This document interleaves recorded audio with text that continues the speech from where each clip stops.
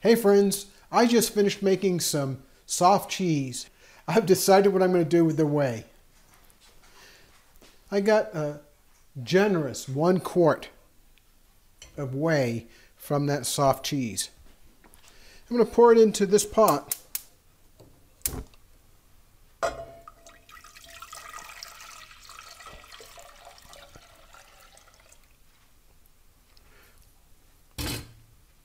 This pot is going to be left to boil the whey down until it's very thick. That's called yay toast. And I'll put some information about yay toast in the show notes. But to kind of recap where we are, how we got here, is I made some soft cheese using a ½ gallon of milk and 1 cup of cream. I heated the milk to 190 degrees, added about a little less than a ¼ cup of apple cider vinegar to the milk. That caused the milk to create curds. I've dipped the curds out of the whey and I've let the curds drain some more, so I've pulled all the whey off. Now remember, I started with 2 quarts plus 1 cup of liquid. Now I have a little more than 1 quart of liquid here.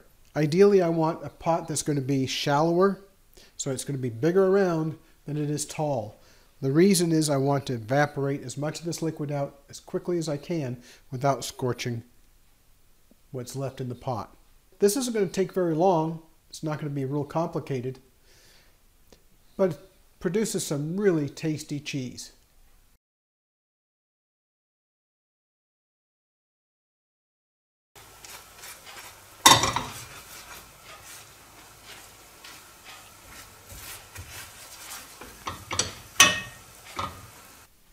I'm going to add some honey and some ginger to a bit of the cheese. It doesn't take a lot.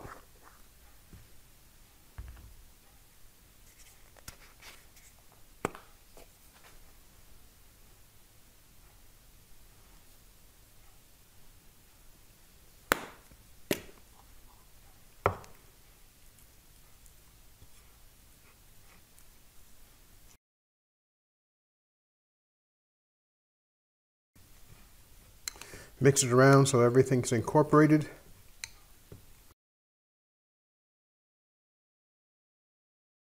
I think a little more ginger. I'll set that aside and let the flavors continue to meld. Now I'm going to grate some lime zest.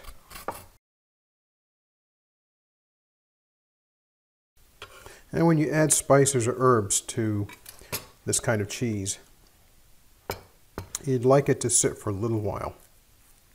Primary reason is you want it to get a chance to get some of the flavors infused into the cheese itself. Now our yay toast is crumbly. That's because there's too much sugar in this whey. The whey should be a lot more sour.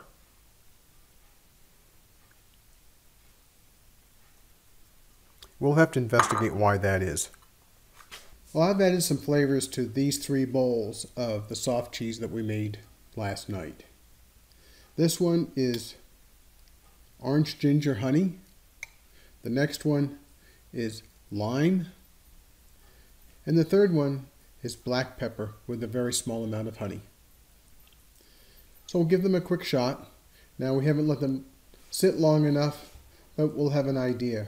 What I will tell you is this cheese is sweeter than the last several batches I made, so I'm not sure what's going on with the milk, which is where I'm pretty sure the issue lies.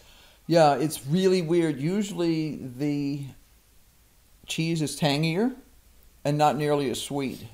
Well, shall we give it a shot? Sure. I'm just going to stick it on my finger so I'm not influenced by any crackers. Now the predominant flavor in that is definitely orange. It'll be interesting to see how this mellows. I think this will mellow really well. We don't usually use orange in it. But for some reason, the ginger didn't seem to be coming through, so we decided to add some orange. I think in the long run, that'll be good. Right now, it's okay. Yeah, there's a little bit too much of a bite from the orange. I'd like it to be a little less pronounced. I think, like I say, I think it'll mellow. The whole thing is the cheese is too sweet this time, and that just doesn't make any sense to me at all. Let's try the next one. The only other option is that could be a problem was the vinegar we use. Same vinegar that I've always used. Now this is interesting that the lime one actually doesn't come across as lime. Since you've told me it's lime, I can tell it is. But it actually comes across as if it's herbed, and I was sitting there trying to figure out what the herb was in the back of my head, even though I knew you'd said it was lime. So that's interesting. That I think that'd be really good on an apple, actually. I think we have an apple. Probably.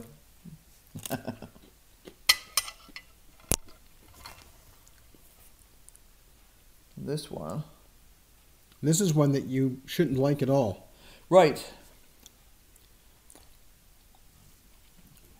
Because this has black pepper. Right. Which this black pepper should only increase the spiciness. It shouldn't really increase your ability to taste the pepper itself. But it should just add some spiciness. It's fine. It's not so much pepper that it bothers me. In fact, I really can't taste it. I can see it, but I can't taste it. Now, if I specifically choose some that's got pepper in it, and I think part of the problem is it's too new. I think that if we let this set overnight, it'll really mellow. Because when we've made it before, when we were teaching classes, the recommendation is to always taste it again the next day. Having chosen some specifically with pepper in it, I can taste the pepper, but it's not really pronounced. So again, I would like to see what that does with the. I'm surprised at the lack of tanginess. But, we'll have to try again and see what's going on, because that's weird. That's weird. It should be a lot more tangy, and that's the vinegar. But also the yay toast that you made should not have been that sweet, and that's the milk, because we didn't do anything strange to it. Yeah, I just used the whey. What you do to make yay toast is you boil the whey down until it's a syrupy, thickened mass, and then you spread it on crackers. Mm-hmm. And this is the first time that I've had crystallized. It's the first time I've had this recipe crystallize. Yeah, that was very strange. You can use whatever kinds of herbs and spices that you want. Mm-hmm. The only thing that matters is what appeals to your taste. Right. We have in the past done all kinds of fresh herbs in this, but and if you use dried herbs, you definitely have to let it set overnight. Well, thanks for watching. Hope this was of interest to you. It was certainly some fun for us to do. Don't forget to like and subscribe and hit the bell for notifications, because we're always doing something crazy, and we may have to do this again because we're now curious about why this came out the way it did. Something weird out there. But it's not inedible or anything. It's just not what we expected. This is actually perfectly good. In fact, it tastes a lot like some of the milder cheeses that they sell at the grocery store for $8 a cup for a couple of ounces. So at any rate, we have some good cheese no matter what. We'll talk with you later. Bye. Bye.